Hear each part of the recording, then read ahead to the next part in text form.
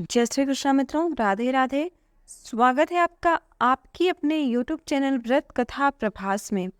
मित्रों, श्राद्ध पक्ष में हमारे पितृदेव जब पितृलोक में निवास करते हैं, वो पृथ्वी पर अपने वंशज के यहाँ आते हैं। हमें चाहिए कि श्राद्ध पक्ष में हम उनके निमित्त दान दक्षिणा, ब्राह्मणों को भोजन, पिंडदान अपनी सामर्थ्य के अनुसार अवश्य करें। इसमें कतई भी कंजूसी नहीं करना चाहिए। गीता में भगवान श्री कृष्ण ने भी कहा है, यदि कोई मनुष्य अपने पूर्वजों के निमित्त श्राद्ध, तर्पण और पिंडदान में कंजूसी करता है, उसके जीवन को धिक्कार है। यदि कोई वंशज अपने पूर्वजों के निमित्त 2 मुट्ठी चावल का पिंडदान भी नहीं कर पाता, तो पिंडदान न देने के कारण उसे पितृदोष लगता है। आइए ऐसे ही श्राद्ध और कंजूसी से जुड़ी हुई श्रद्धा भक्ति पूर्वक या परम पावन पौराणिक कथा को सुनिए, जो हमें दर्शाती है कि हमें पितरों के निमित्त दान में, पूजन में अथवा ब्राह्मणों को भोजन कराने में कभी भी कंजूसी नहीं करना चाहिए।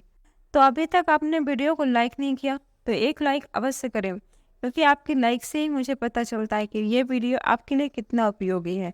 और आप चैनल पर नए हैं तो चैनल को सब्सक्राइब कर बेल आइकॉन प्रेस करना न भूलें, ताकि हमारे वीडियो की नोटिफिकेशन आप तक सबसे पहले पहुंचे। गरुड़ पुराण के अनुसार 2 सगे भाई थे। बड़े भाई का नाम जोगे था और छोटे भाई का नाम भोगे था। बड़ा भाई अत्यंत धनवान था, परंतु छोटा भाई वह निर्धन था। दोनों भाइयों में बड़ा ही प्रेम था। दोनों भाई परस्पर प्रेम से रहते थे, पर दोनों की पत्नियों का स्वभाव अलग था।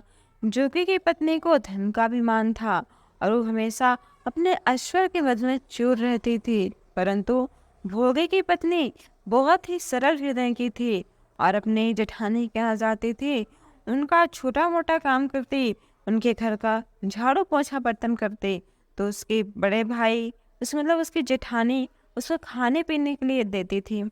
इस बार जब पितृपक्ष आया तो उसकी पत्नी ने उसे पितरों का श्राद्ध करने के लिए कहा, तो उसके जेठ ने यानी जोगे ने इसे व्यर्थ का काम समझकर उसे टालने की चेष्टा की।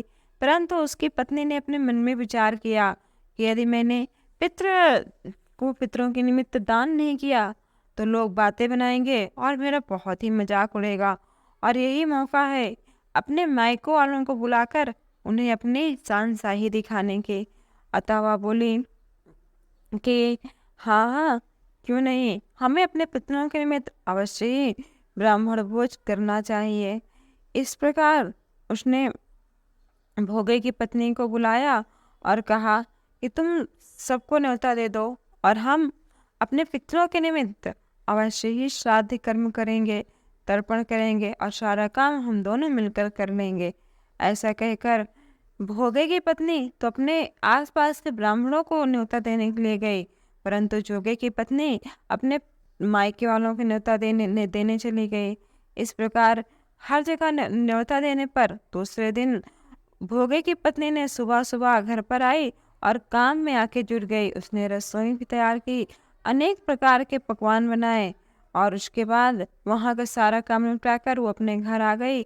और अपने घर में भी आकर उसने अपने पितरों के निमित्त श्राद्ध तर्पण किया, क्योंकि मित्रों यदि 2 पुत्र हैं तो दोनों को ही श्राद्ध तर्पण करना चाहिए।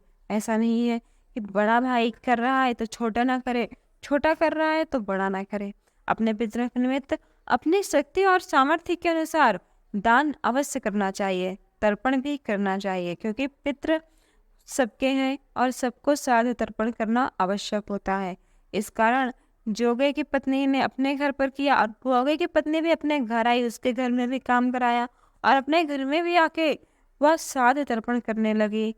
इस अवसर पर जब जोगे की पत्नी ने देखा कि यहाँ पर भोगे की पत्नी नहीं है और दोपहर हो गई है, तो उसने अपने तुरंत मायके वालों को बोल दिया कि चलो चलो, सबसे पहले आप लोग ही खा लो। और उसने ना ही श्राद्ध किया और न तर्पण किया। दोपहर हो गई। पितृ जब अपने वंशज के यहाँ आए तो उन्होंने सबसे पहले जोगे के घर गए, क्योंकि जोगे बड़ा बेटा था। जोगे के घर में उन्होंने देखा तो उनके ससुराल वाले भोजन पर जुटे हुए थे और पूजन के निमित्त कुछ भी अन्न नहीं निकला था। यह देखकर पितृ अत्यंत निराश हुए। फिर वो अपने छोटे बेटे भोगे के यहाँ गए और भोगे के यहाँ उन्होंने देखा तो कुछ नहीं, बस जो आग होती है, आग में खाली अगियारी ही दी गई थी। यह देखकर पितरों ने राख चाट ली और भूखे ही नदी के तट पर पहुंच गए। जब थोड़ी देर बाद संध्या काल में सारे पितृ इकट्ठे हुए, तब सब लोग अपने अपने वंशजों की और श्राद्ध की बढ़ाई करने लगे। यह सुनकर जोगे और भोगे के पितरों ने भी अपनी आप बीती कही।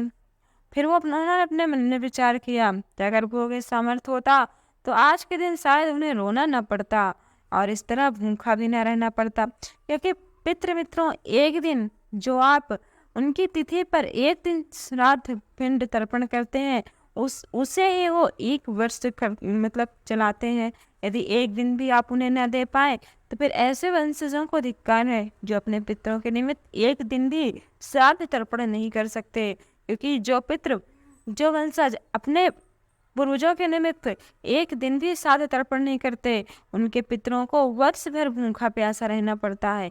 इस कारण आज भोगे के भी पितृ दुखी हैं और उन्होंने अपने मन में विचार किया कि आज मेरा छोटा बेटा मेरा भोगे अगर आज धनवान होता तो वो भी हमारे निमित्त श्राद्ध कर्म बहुत अच्छे से करता। इस प्रकार जब उनके स्वामी देव आर्य स्वामी आए तो आर्य स्वामी से उन्होंने प्रार्थना की कि हे पितृदेव, आप हमारे छोटे बच्चे को आशीर्वाद दीजिए कि उसके घर में अन्न धन का भंडार भर जाए। आर्मा देव जो पितरों के स्वामी हैं, उन्होंने भोगे के पितरों की बात मानी और उन्होंने सायंकाल को यही आशीर्वाद दे दिया कि जाओ, आज के बाद तुम्हारा छोटा पुत्र अत्यंत धनवान होगा। संध्या काल की बात ही थी और भोगे के बच्चे भी सुबह से भूखे थे, उन्हें कुछ भी खाने को नहीं मिला था, क्योंकि उनके यहाँ जो कुछ था वो स्वयं भोगे की पत्नी ने ही बनाया था, परंतु वो सब उसके मायके वालों ने खा लिया। अब जब जो भोगे के बच्चों को कुछ खाने को नहीं मिला तब उन्होंने अपनी माँ से कहा कि हे माँ, मुझे भूख लगी है। तब उन्हें टालने की गरज से भोगे की पत्नी ने कहा कि जाओ बड़ी माँ के आंगन में देख लो, जो बर्तन खाली पड़े हैं शायद उसमें कुछ हो तो जाकर खा लो। वो लोग वहाँ पर गए पर उन्हें कुछ नहीं मिला। फिर वो दौड़े दौड़े अपने घर आए और बोले, हे माँ, बड़ी मम्मी के यहाँ तो कुछ भी नहीं है। तब माँ ने क्रोध में आकर कहा कि जाओ देख लो, घर में ही जो बर्तन औंधे पड़े हैं शायद उसमें ही कुछ हो। जब बच्चे अपने घर के रसोई में गए और जो बर्तन औंधे पड़े थे उसमें देखा तो उन्होंने क्या देखते हैं कि वह औंधे मोहरों से बड़ी बड़ी है। यह देखकर वो बच्चे दौड़े दौड़े अपनी माँ के पास आए और अपनी माँ को सारी बातें बताई। माँ ने भी जब यह देखा तो वह हैरान रह गई। इस प्रकार भोगे भी अत्यंत धनी हुआ, मगर धन पाकर उसने कभी भी घमंड नहीं किया। जब दूसरे साल का पितृपक्ष आया तब उसकी पत्नी ने श्राद्ध के दिन बड़े ही प्यार से और सम्मान के साथ 56 प्रकार के व्यंजन बनाए, ब्राह्मणों को बुलाकर विधि पूर्वक श्राद्ध किया, भोजन कराया, वस्त्र आदि दक्षिणा दान में दी। उसने अपने जेठ जेठानी को भी बड़े ही आदर और सम्मान के साथ बुलाया और सोने चांदी के बर्तनों में भोजन कराया। इससे उनके पितृ अत्यंत प्रसन्न हुए और उन्हें दिनों दिन तरक्की का आशीर्वाद दिया। तो मित्रों, यदि ये कथा आपको अच्छी लगी हो तो वीडियो को एक लाइक अवश्य करें और ऐसी कथाओं के लिए हमारे चैनल को सब्सक्राइब कर बेल आइकॉन प्रेस करना ना भूलें। हर हर महादेव।